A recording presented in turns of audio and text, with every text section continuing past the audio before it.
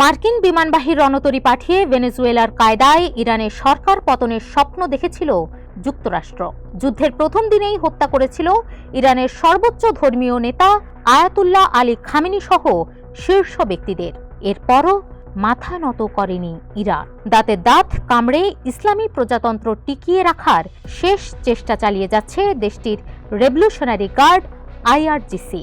খামেনির ছেলে মোজতবা হোসাইনি খামেনিকে নতুন সর্বোচ্চ নেতা হিসেবে নিয়োগ দিয়েছে তেহরান, যাকেও এখন হত্যার পায়তারা করছে ইসরায়েল।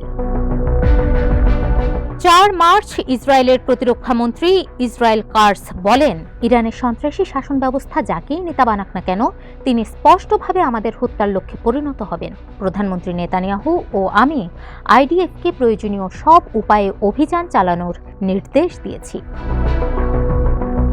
কার্স আরও বলেন, তার নাম কি বা তিনি কোথায় লুকিয়ে আছেন তা জানা আমাদের জন্য কোনো সমস্যা নয়। আমরা মার্কিন অংশীদারদের সঙ্গে মিলে শাসক গোষ্ঠীর ক্ষমতা ধ্বংস করতে এবং ইরানি জনগণের মাধ্যমে নতুন সরকার গঠনের পরিবেশ তৈরি করতে পূর্ণ শক্তিতে কাজ চালাব।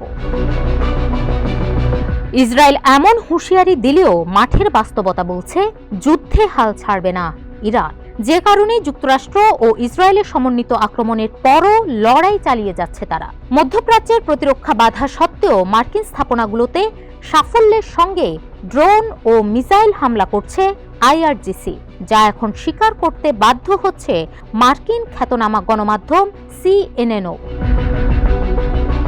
সিএনএন-এর খবরে বলা হয়েছে, দুবাইয়ে মার্কিন কনসুলেট, সৌদি আরবে সিআইএ স্টেশন ও কাতারে মার্কিন ঘাঁটি সহ সব মার্কিন স্থাপনাতে হামলা চালাচ্ছে আইআরজিসি। এতে মধ্যপ্রাচ্যে থাকা মার্কিনীদের সরিয়ে নিতে হিমশিম খেতে হচ্ছে ওয়াশিংটনকে। এছাড়া ইরানের সরকার পতনে দেশটির জনগণের উদ্দেশ্যে একাধিকবার গণ অভ্যুত্থানে আহ্বান জানিয়েছেন ট্রাম্প, আশ্বস্ত করেছেন পূর্ণ সহায়তার। যদিও তার সেই আহ্বানে সাড়া দেয়নি ইরানিরা। এতে বেকায়দায় পড়ে এখন ইরানের বিপক্ষে লড়তে কুর্দি বাহিনীর হাতে অস্ত্র তুলে দেওয়ার ছক কষছেন তিনি। মার্কিন গোয়েন্দা সংস্থা সিআইএর একাধিক সূত্রের বরাত দিয়ে এমন তথ্য জানাচ্ছে সিএনএন। ইরানের সঙ্গে যুদ্ধে জড়িয়ে কতটা বেকায়দায় পড়েছেন ট্রাম্প সেটা বোঝা যায় তার সাম্প্রতিক কার্যকলাপেও।